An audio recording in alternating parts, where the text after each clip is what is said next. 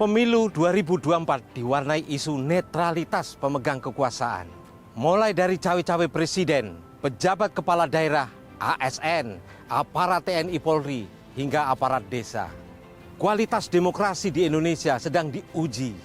Dibutuhkan partisipasi rakyat untuk terus mengawal proses pemilu 2024. Ujian kualitas demokrasi di pemilu 2024 membuka lembaran awal catatan akhir tahun 2023.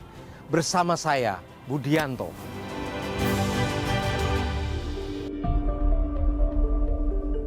Selasa malam 2 Mei 2023, satu persatu ketua umum partai politik datang ke Istana Merdeka Jakarta. Mereka adalah Ketua Umum Partai Gerindra Prabowo Subianto, Ketua Umum PKB Muhaimin Iskandar, Ketua Umum Partai Golkar Airlangga Hartarto, PLT Ketua Umum P3 Mardiono, dan Ketua Umum PAN Zulkifli Hasan. Semula tidak terlihat kedatangan Ketua Umum PDIP Megawati, kemudian terkonfirmasi kedatangan Putri Proklamator Bung Karno tersebut. Spekulasi pun muncul bahwa pertemuan tersebut merupakan bagian dari upaya membentuk apa yang disebut sebagai koalisi besar. Sebelumnya, istilah koalisi besar memang sudah muncul ketika Presiden Joko Widodo menghadiri pertemuan ketua umum partai politik yang tergabung dalam dua koalisi, yakni Koalisi Indonesia Baru atau KIB dan Koalisi Kebangkitan Indonesia Raya atau KKIR. Wacana koalisi besar yang menggabungkan dua koalisi itu pun dimunculkan. Pertemuan Presiden dan 6 ketua umum partai politik dan bertempat di Istana Merdeka itu pun dilihat sebagai cawe-cawe Presiden. Meski Presiden tidak memiliki kewenangan menentukan capres-cawapres, kalangan analis menyatakan bahwa Presiden sebagai kepala eksekutif pemerintahan memiliki apa yang disebut sebagai executive tool untuk menekan partai politik yang menjadi anggota kabinet pemerintahan.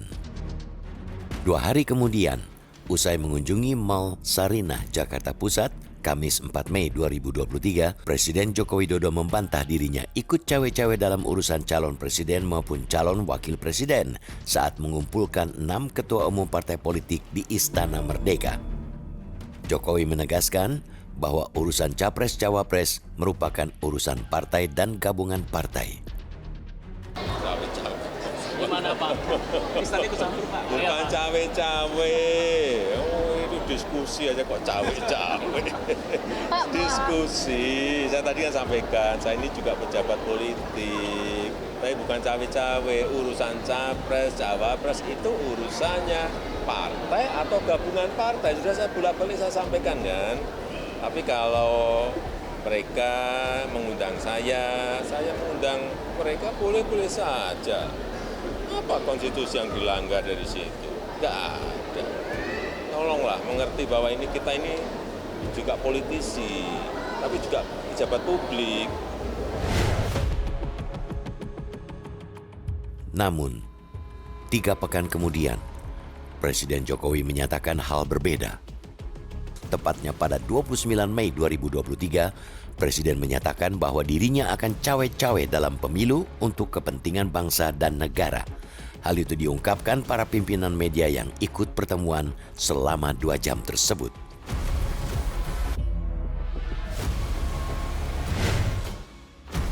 Baru pada 6 Juni 2023, Presiden Joko Widodo secara langsung menjelaskan maksud cawe-cawe yang dilontarkannya dalam pertemuan dengan para pemimpin redaksi media massa nasional di Istana Kepresidenan beberapa waktu lalu.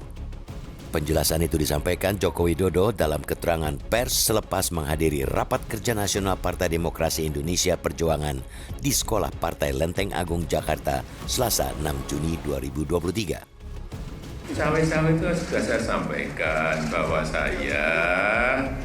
cawe-cawe itu saya sampaikan bahwa menjadi kewajiban moral, menjadi tanggung jawab moral saya sebagai presiden dalam masa transisi kepemimpinan nasional di 2024, ya harus menjaga agar masa transisi kepemimpinan nasional lewat pemilu serentak, lewat pilpres, itu bisa berjalan dengan baik tanpa ada riak-riak yang membahayakan negara dan bangsa. Masa kalau ada riak-riak yang membahayakan negara dan bangsa saya disuruh diem? Enggak lah. Alih-alih menunjukkan gestur dukungan kepada Ganjar Pranowo sebagai capres usungan PDIP, Presiden Joko Widodo justru menunjukkan sinyal kuat dukungan terhadap Prabowo Subianto sebagai capres. Sudah tidak terhitung berapa kali Presiden Joko Widodo memamerkan kedekatan di muka publik dengan gestur dukungan untuk Prabowo. Nama Gibran Rakabuming Raka yang tak lain putra Presiden Joko Widodo pun disebut-sebut bakal menjadi cawapres pendamping capres Prabowo. Sebenarnya, penjajakan sudah dilakukan jauh-jauh hari.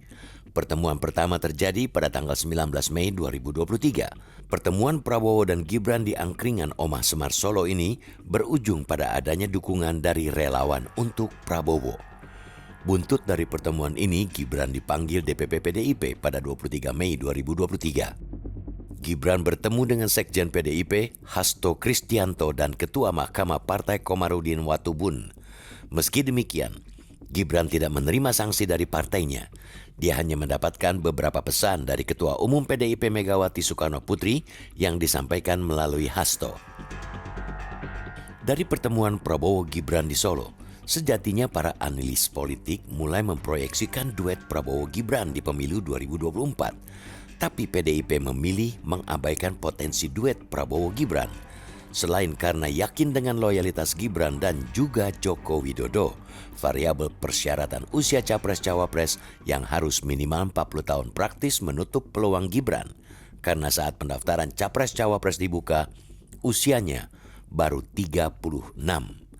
Tapi putusan MK pada 16 Oktober yang menyatakan batas usia capres-cawapres tetap 40 tahun, kecuali yang pernah atau sedang menjabat yang dipilih lewat pemilu, termasuk pemilihan kepala daerah, praktis membuka pintu bagi Gibran maju sebagai calon wakil presiden. Dan pada Minggu malam 22 Oktober 2023, Prabowo Subianto akhirnya secara resmi mengumumkan Gibran Rakabuming Raka sebagai bakal cawapres yang akan mendampinginya. Sepakat mengusung Prabowo Subianto sebagai calon presiden Koalisi Indonesia Maju untuk 2024-2029 dan saudara Gibran Rakabuming Raka sebagai calon wakil presiden dari Koalisi Indonesia Maju.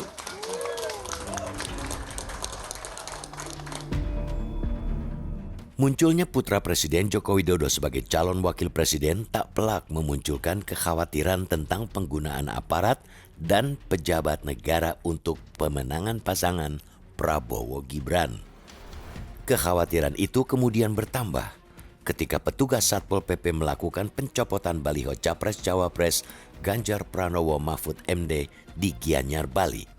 Pencopotan itu dilakukan menjelang kunjungan kerja Presiden Joko Widodo di Balai Desa Batu Bulan, Kabupaten Gianyar, Bali, Selasa 31 Oktober 2023. Penjabat Gubernur Bali Sang Made Mahendra Jaya mengklarifikasi soal pencopotan baliho Capres-Cawapres itu. Menggeser sementara alat sosialisasi berupa baliho agar estetika terjaga, dan setelah selesai kegiatan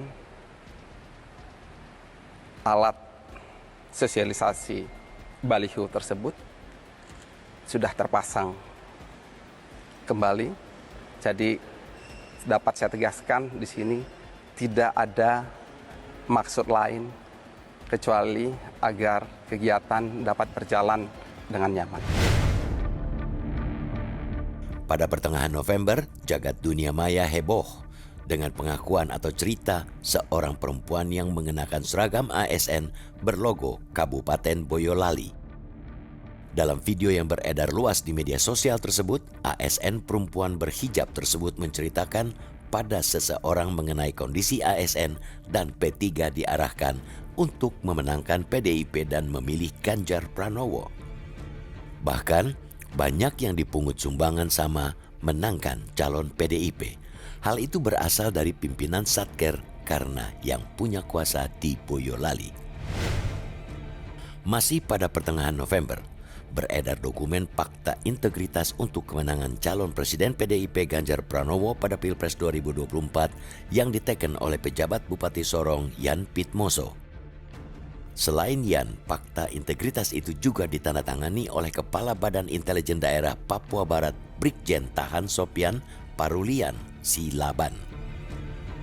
Dokumen itu diterbitkan pada Agustus 2023. Salah satu poin Fakta Integritas itu berbunyi, siap mencari dukungan dan memberikan kontribusi suara pada Pilpres 2024. Minimal sebesar 60% plus 1 untuk kemenangan Ganjar Pranowo sebagai Presiden Republik Indonesia di Kabupaten Sorong. Belum reda soal isu netralitas aparat TNI Polri, penjabat kepala daerah serta ASN pada 19 November 2023, ribuan perangkat desa dan kepala desa yang tergabung dalam kelompok Desa Bersatu menggelar acara deklarasi dukungan kepada pasangan Capres Cawapres nomor urut 2, Prabowo Subianto, Gibran Rakabuming di Indonesia Arena Kompleks Gelora Bung Karno, Jakarta. Panitia mengklaim acara dihadiri 20.000 anggota organisasi yang tergabung dalam Desa Bersatu dari 37 provinsi, 416 kabupaten, dan 12 kota. Dari sederet kasus itu, publik pun melihat bahwa ada masalah dalam hal netralitas, mulai dari cawe-cawe kepala negara hingga penjabat kepala daerah. Begitu juga dengan netralitas aparat TNI Polri, hingga ASN yang dipersoalkan, hingga penggalangan aparat desa untuk kepentingan pemenangan. Pemilu adalah parameter demokrasi prosedural yang paling absah. Tapi ketika dalam prosesnya ditemukan ketidaknetralan negara dan aparatur negara, maka yang jadi taruhan adalah kualitas demokrasi serta output yang dihasilkan. Dalam hal pemilihan presiden dan wakil presiden, ada 3 pasangan yang akan berkontestasi, yaitu pasangan nomor urut 1 Anies Baswedan Muhaimin Iskandar, pasangan nomor urut 2 Prabowo Subianto Gibran Rakabuming Raka, serta pasangan nomor 3 Ganjar Pranowo Mahfud MD. Kini partisipasi rakyat dibutuhkan bukan hanya untuk datang ke tempat pemungutan suara, tapi juga mengawasi prosesnya dan mengawal hasilnya. Setidaknya itu yang bisa dilakukan untuk menandingi hegemoni kekuasaan dan memastikan output pemilu mencerminkan kehendak rakyat. Tidak hanya kualitas demokrasi yang diuji, konstitusi juga mengalami ujian yang serius.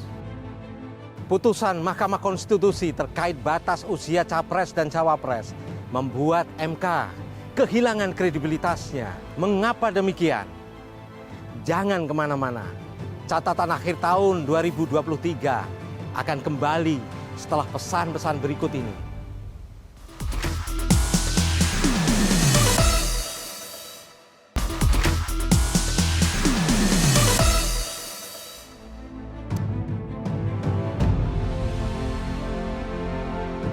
Mahkamah Konstitusi menjadi benteng terakhir konstitusi di negeri ini.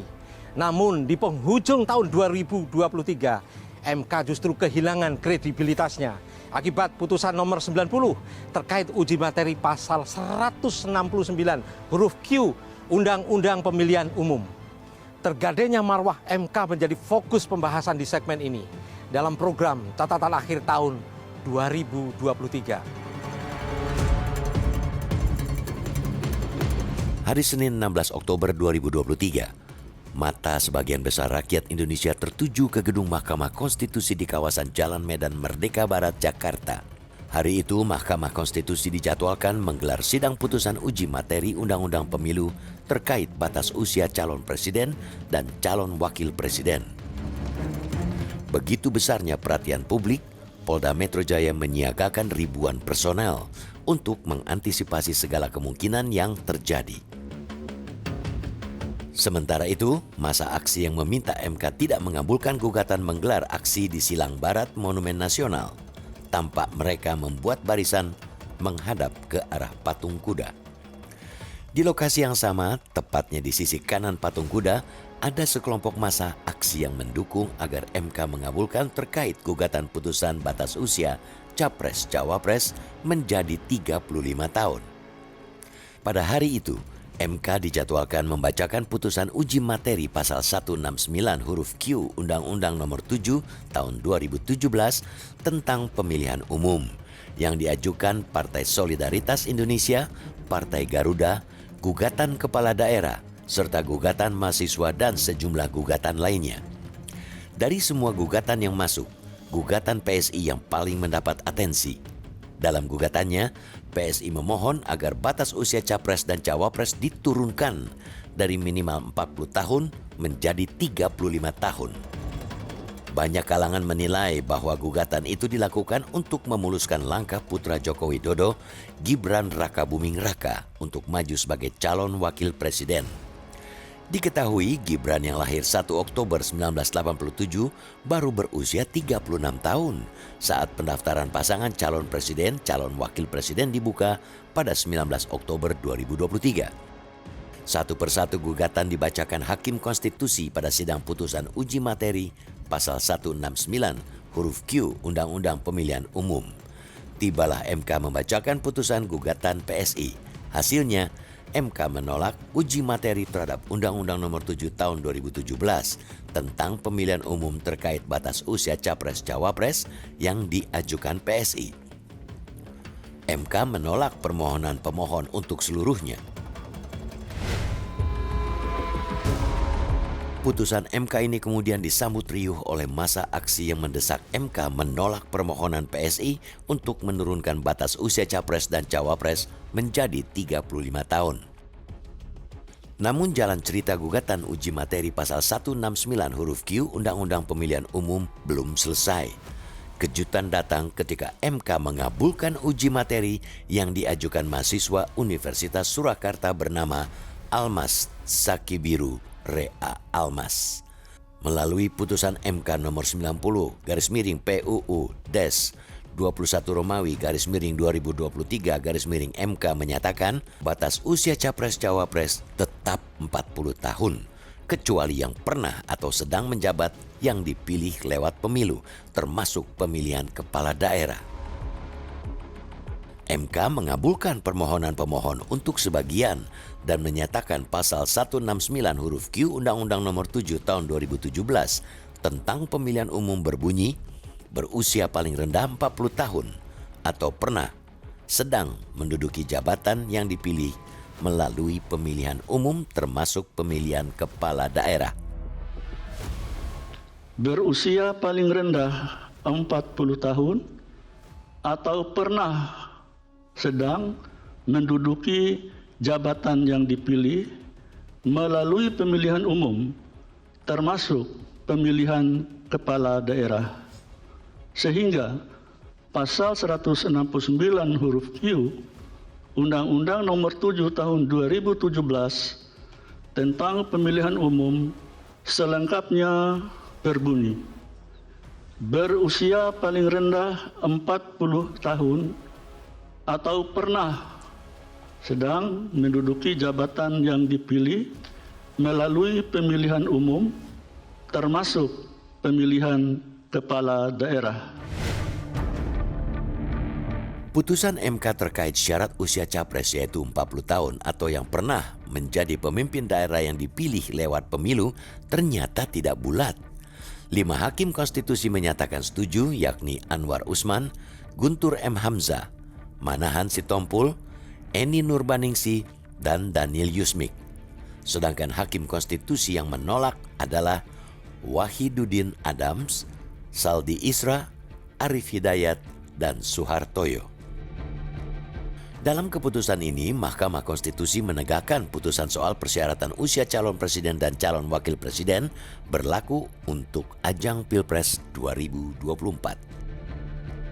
Tak pelak, bermunculan tudingan adanya intervensi kekuasaan atas putusan MK itu.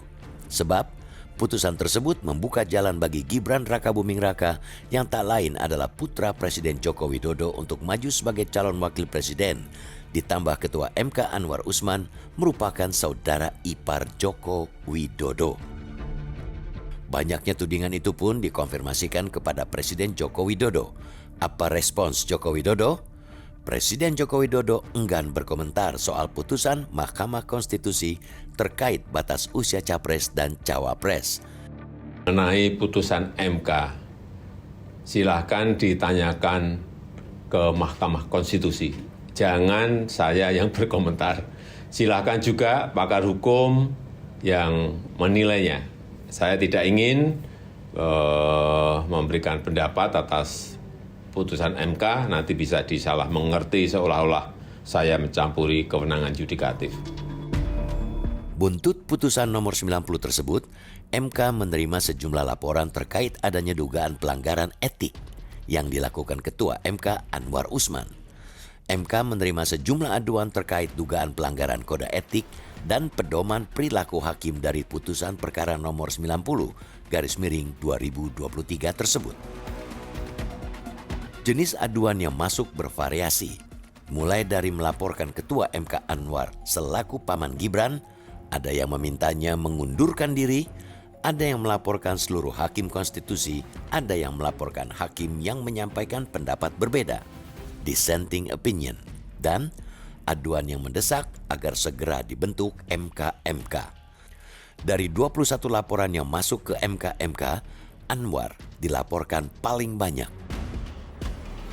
Menindaklanjuti laporan tersebut, MK pun membentuk Majelis Kehormatan MK atau MK-MK pada Senin 23 Oktober 2023. Mantan Ketua Mahkamah Konstitusi, Jimli Asidiki, dipilih menjadi ketua bersama dua sosok lainnya, yaitu ex-anggota Dewan Etik MK, Bintan Saragi, dan Hakim Konstitusi paling senior, Wahiduddin Adams.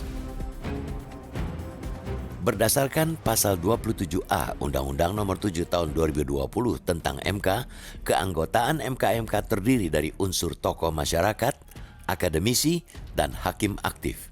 Jimli mewakili sosok tokoh masyarakat, sedangkan Bintan dari unsur akademisi. Setelah melakukan serangkaian pemeriksaan terhadap hakim konstitusi, termasuk Anwar Usman, serta sejumlah pihak, MK-MK memutuskan memberhentikan Ketua MK Anwar Usman.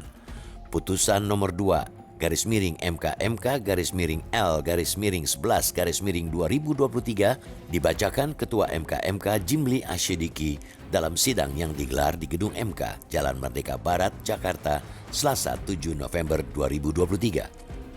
MK-MK menyatakan Anwar Usman terbukti melanggar pedoman etik dan kekuasaan kehakiman dalam memutus perkara batas usia capres-cawapres. Terbukti melakukan pelanggaran berat terhadap kode etik dan perilaku hakim konstitusi sebagaimana tertuang dalam Sabta Karsa Utama, prinsip ketidakberpihakan, prinsip integritas, prinsip kecakapan dan kesetaraan, prinsip independensi, dan prinsip kepantasan dan kesopanan. 2. Menjatuhkan sanksi pemberhentian dari jabatan Ketua Mahkamah Konstitusi kepada hakim terlapor. MK-MK juga memerintahkan Wakil Ketua MK Saldi Isra memimpin penyelenggaraan pemilihan pengganti Ketua MK Anwar Usman dalam waktu 2 kali 24 jam sejak putusan MK-MK selesai diucapkan. MK-MK juga menyatakan Anwar Usman tidak berhak untuk mencalonkan diri atau dicalonkan sebagai pimpinan MK sampai masa jabatan hakim terlapor sebagai hakim konstitusi berakhir. Setelah pemberhentian Anwar Usman dari Ketua MK, MK pun menggelar pemilihan Ketua MK yang baru. Hakim Mahkamah Konstitusi Suhartoyo resmi menjadi Ketua MK menggantikan Anwar Usman dalam rapat pleno hari Kamis 9 November 2023. Hasil tersebut diperoleh dari 9 hakim MK yang sudah bermusyawarah. Forum tersebut kemudian memunculkan 2 nama, yakni Saldi Isra dan Suhartoyo. Nama Suhartoyo kemudian disepakati oleh seluruh hakim untuk menggantikan Anwar Usman.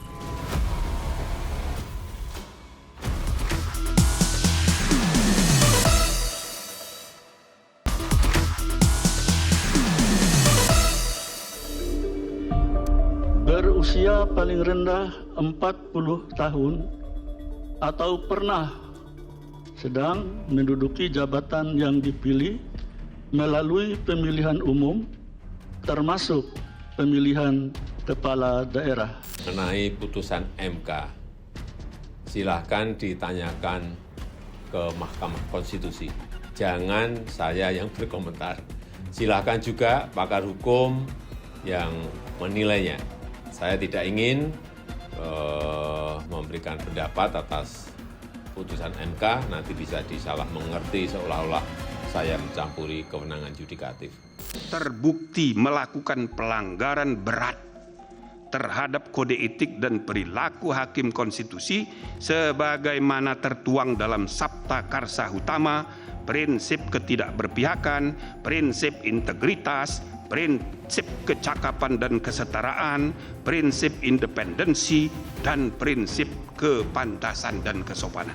Yaitu pemberhentian tidak dengan hormat kepada hakim terlapor sebagai hakim konstitusi inkaso Anwar Usman karena hakim terlapor terbukti melakukan pelanggaran berat seperti disebutkan tadi. Menjatuhkan sanksi pemberhentian dari jabatan Ketua Mahkamah Konstitusi kepada hakim terlapor. Sejatinya marwah MK sudah mulai dipertanyakan dalam putusan-putusan sebelumnya. Putusan MK dipertanyakan ketika mengabulkan seluruh gugatan yang diajukan oleh Wakil Ketua Komisi Pemberantasan Korupsi KPK Nurul Gufron. Gugatan itu terkait perpanjangan masa jabatan pimpinan KPK dari 4 tahun menjadi 5 tahun dan syarat minimal menjadi pimpinan KPK agar tak lagi berusia 50 tahun. Putusan dibacakan Ketua MK Anwar Usman saat sidang pembacaan putusan pada Kamis 25 Mei 2023. Kalangan Komisi 3 DPR mengkritik MK yang memperpanjang masa jabatan komisioner KPK. Sebab perpanjangan masa jabatan mutlak di bawah kewenangan pembentuk undang-undang yaitu eksekutif dan legislatif. Sejumlah anggota DPR bahkan menilai MK sedang bermain politik dalam putusan tersebut. Tudingan intervensi kekuasaan ke MK juga terjadi dalam uji materi sejumlah pasal dalam Undang-Undang Nomor 7 Tahun 2017 tentang pemilihan umum yang mengatur pemungutan suara dilakukan proporsional terbuka atau sistem coblos calon anggota legislatif. Para penggugat ingin sistem coblos partai atau proporsional tertutup yang diterapkan.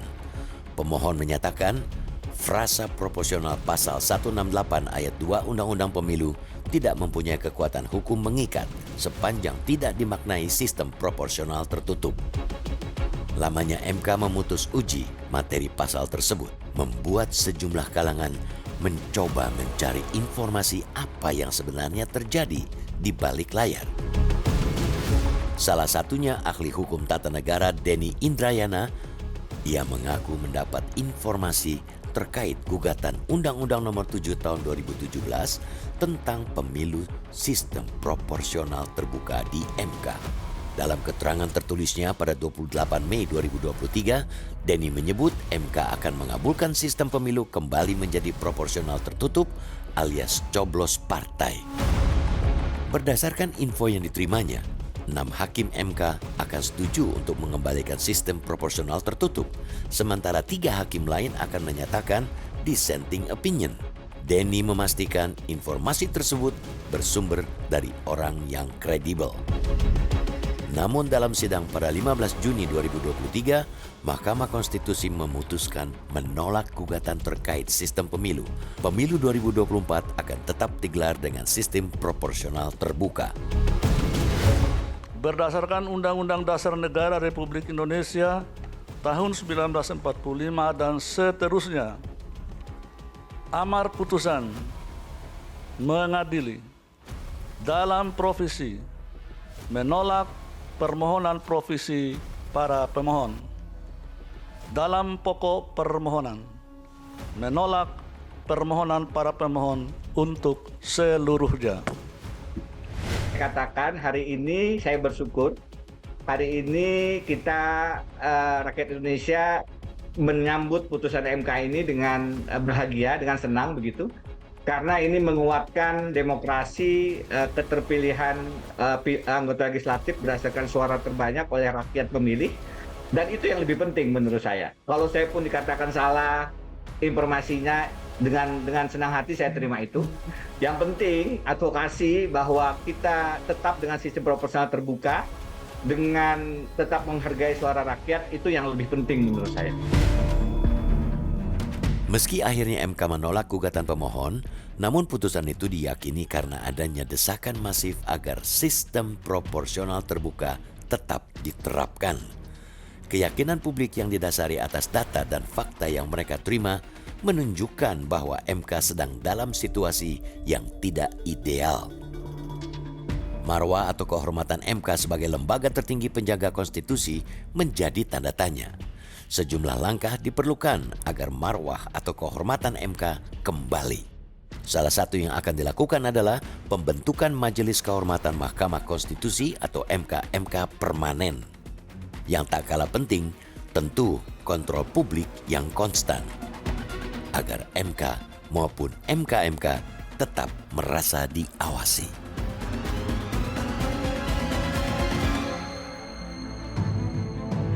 Tidak hanya MK, prahara juga menghantam tubuh Komisi Pemberantasan Korupsi (KPK).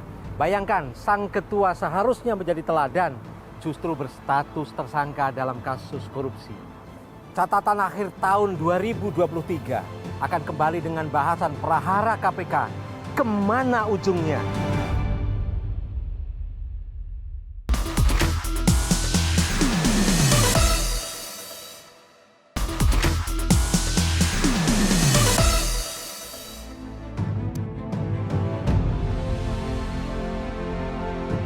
Tahun 2023 diwarnai dengan sebuah kasus ironis ketika ketua KPK justru menjadi tersangka korupsi. Peristiwa ini pun seolah menjadi titik nadir eksistensi lembaga anti rasuah ini. Prahara KPK kemana ujungnya? Menjadi fokus pembahasan di segmen ini dalam program catatan akhir tahun 2023. Tanggal 22 November 2023 malam, sebuah berita besar datang dari Polda Metro Jaya Jakarta. Dalam sebuah konferensi pers, Dirkrimsus Polda Metro Jaya Kombes Ade Safri Simanjuntak mengumumkan penetapan tersangka terhadap Ketua KPK Firly Bahuri. Firly diduga melakukan pemerasan, penerimaan gratifikasi dan penerimaan suap. Mirisnya, tindak pidana yang dilakukan Ketua KPK itu terkait dengan penanganan permasalahan hukum di Kementerian Pertanian. Berdasarkan fakta-fakta penyidikan, maka pada hari Rabu, hari ini, tanggal 22 November 2023, sekira pukul 19.00, bertempat di ruang gelar perkara di Treskrimsus Polda Metro Jaya, telah dilaksanakan gelar perkara dengan hasil ditemukannya bukti yang cukup untuk menetapkan Saudara FB selaku Ketua KPK RI sebagai tersangka. Polda Metro Jaya harus menempuh jalan berliku untuk sampai pada penetapan Firly Bahuri sebagai tersangka. Betapa tidak, Firly beberapa kali mangkir dari pemeriksaan Polda Metro Jaya. Firly Bahuri pertama kali mangkir dari panggilan untuk menjalani pemeriksaan di Polda Metro Jaya pada Jumat 20 Oktober 2023 lalu. Melalui surat yang dikirimkan KPK, Firly menyatakan tidak bisa hadir karena ada kegiatan lain. Selain itu, Firly membutuhkan waktu yang cukup untuk mempelajari materi pemeriksaan. Polda Metro Jaya pun menjadwalkan ulang pemeriksaannya pada Selasa 24 Oktober 2023. Firly menyatakan bersedia hadir, tapi minta pemeriksaan dilakukan di Bareskrim Polri. Firly pun diperiksa di ruang periksa di Tipikor Bareskrim Polri pada hari Selasa 24 Oktober 2023, mulai pukul 10 waktu Indonesia Barat. Pemeriksaan berlangsung selama hampir 7 jam. Dari hasil pemeriksaan, Ditreskrimsus Polda Metro Jaya mengembangkan dengan menggeledah rumah Firly Bahuri di Jalan Kertanegara pada Kamis 26 Oktober 2023. Dalam penggeledahan itu ternyata rumah tersebut tak terdaftar dalam laporan LHKPN periodik 2022. Polda Metro Jaya menjadwalkan pemeriksaan kali kedua Firly Bahuri pada Selasa 7 November 2023. Namun Ketua KPK itu tidak menghadiri pemanggilan tersebut. Firly beralasan harus menghadiri kegiatan roadshow Hari Anti Korupsi Sedunia, Hakordia, KPK di Aceh. Bareskrim Polri lantas menjadwalkan ulang pemeriksaan pada Selasa 14 November 2023. Pemeriksaan Firly sedianya akan dilakukan di lantai 21 gedung promotor Polda Metro Jaya. Tapi Ketua KPK itu lagi-lagi mangkir. Saat itu, Firly ternyata menjadi narasumber dalam konferensi pers KPK mengenai hasil operasi tangkap tangan pejabat pemerintah Kabupaten Sorong. Padahal dalam suratnya, Firly beralasan tidak bisa memenuhi panggilan pemeriksaan polisi karena akan diperiksa Dewan Pengawas atau Dewas KPK. Baru pada Kamis 16 November, Firly Bahuri memenuhi panggilan Polda Metro Jaya untuk pemeriksaan kedua sebagai saksi kasus dugaan pemerasan terhadap Syahrul Yassin Limpo. Setelah pemeriksaan, Firly menghindari wartawan dengan menyembunyikan wajahnya menggunakan tas.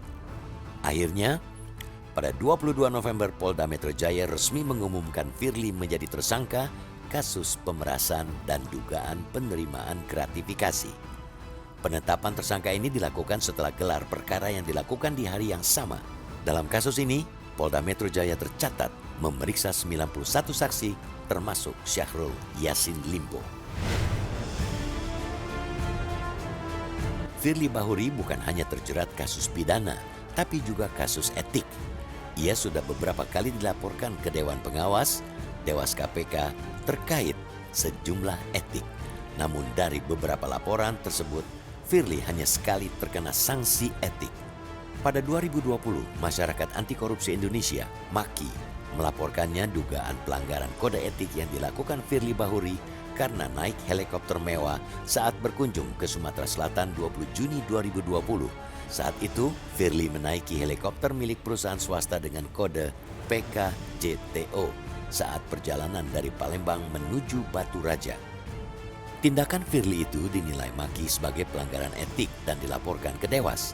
Dewas KPK pun menggelar sidang etik dan memutuskan Firly melanggar kode etik dan memberikan sanksi ringan dengan memberikan teguran tertulis kepada Firly. Firly bersama pimpinan lain juga pernah dilaporkan ke Dewas KPK oleh 75 pegawai KPK termasuk Novel Baswedan pada 2021. Para pegawai KPK yang tidak lolos tes wawasan kebangsaan atau TWK itu lapor ke Dewas terkait adanya dugaan pelanggaran kode etik yang dilakukan pimpinan KPK. Hasilnya, Dewas KPK menolak laporan Novel Baswedan dan 74 pegawai KPK lainnya dengan alasan tidak cukup bukti. Firly juga pernah dilaporkan ke Dewas karena menunjuk Ardina Safitri yang tak lain adalah istrinya sendiri untuk menciptakan lagu himne KPK yang dirilis pada Februari 2022. Karya istri Firly itu langsung mendapatkan hak kekayaan intelektual, haki, dan surat keputusan atau SK pimpinan KPK tentang penetapan lagu Mars dan himne KPK.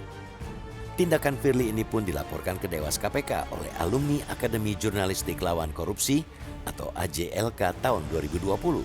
Setelah diperiksa, Dewas KPK menyatakan tidak ada pelanggaran etik terkait pembuatan himne dan Mars KPK oleh istri Firly. Selain itu, Firly juga pernah dilaporkan ke Dewas atas bocornya dokumen penyelidikan dugaan korupsi tunjangan kinerja atau TUKIN di Kementerian Energi dan Sumber Daya Mineral ESDM. Dokumen yang bersifat rahasia tersebut ditemukan tim penyidik saat melakukan penggeledahan di kantor Kementerian ESDM pada Maret 2023. Dokumen tersebut merupakan hasil penyelidikan KPK yang ditandatangani Direktur Penyelidikan KPK Endar Priantoro. Sidang kode etik atas kasus ini akhirnya dihentikan karena Dewas menyimpulkan tidak cukup bukti untuk dilanjutkan ke sidang etik.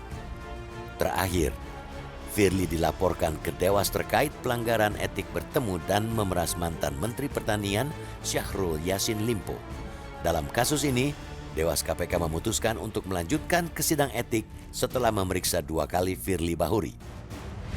Dalam sejarah panjang Komisi Pemberantasan Korupsi yang berdiri pada 29 Desember 2003, Firly Bahuri merupakan ketua KPK pertama yang menjadi tersangka saat sedang menjabat. Sebelumnya, pimpinan KPK sempat mengalami apa yang disebut sebagai kriminalisasi pimpinan KPK. Namun kasus-kasus yang dikriminalisasikan adalah kasus yang terjadi sebelum mereka menjabat sebagai pimpinan KPK. Firly Bahuri rupanya ingin mencitrakan dirinya sebagai orang yang dizolimi dan dikriminalisasi. Sebelum ditetapkan sebagai tersangka oleh Polda Metro Jaya, Ketua KPK Firly Bahuri menyatakan tidak akan mundur meskipun dirinya diduga terlibat dalam kasus pemerasan terhadap mantan Menteri Pertanian Syahrul Yassin Limpo atau SYL. Bagi saya pribadi, saya tidak pernah merasa kecewa kepada siapapun juga. Termasuk saya juga tidak pernah kecewa kepada negara. Karena pada prinsipnya, negara ini membutuhkan pengabdian terbaik seluruh anak bangsa dan seluruh penegak hukum untuk tidak mundur dari suatu hadapan tentang kebatilan, terutama menghadapi serangan balik para koruptor. Tapi pernyataan Firly itu justru menjadi bumerang. Mantan pimpinan KPK dan mantan penyidik KPK justru ramai-ramai memberi kesaksian sebaliknya bahwa Firly sudah beberapa kali melakukan tindakan yang melanggar kode etik. Beruntung hanya sekali kasusnya dibawa ke sidang etik dan dijatuhi sanksi ringan. Fenomena Firly Bahuri tidaklah berdiri sendiri. Pimpinan KPK periode 2019-2024 merupakan pimpinan KPK di bawah rezim Undang-Undang KPK baru.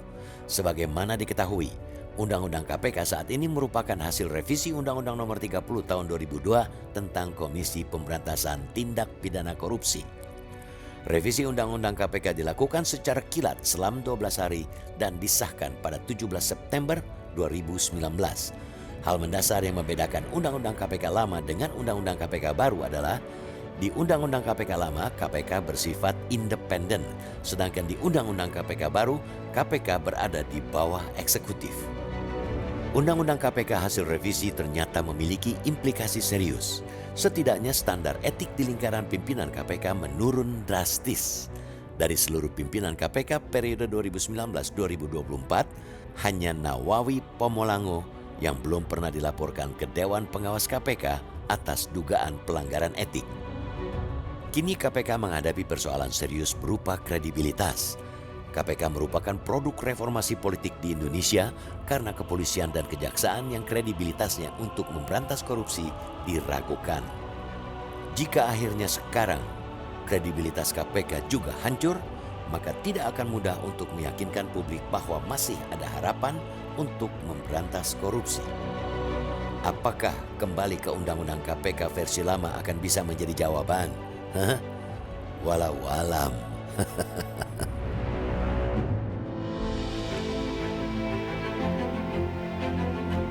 Demikian catatan akhir tahun 2023.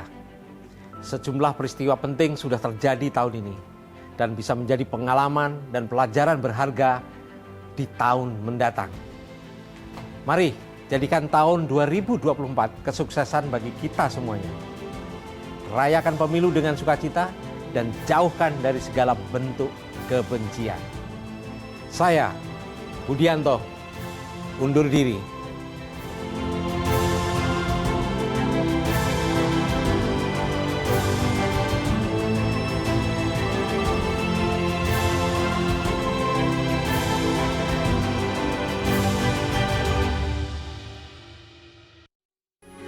Metro TV.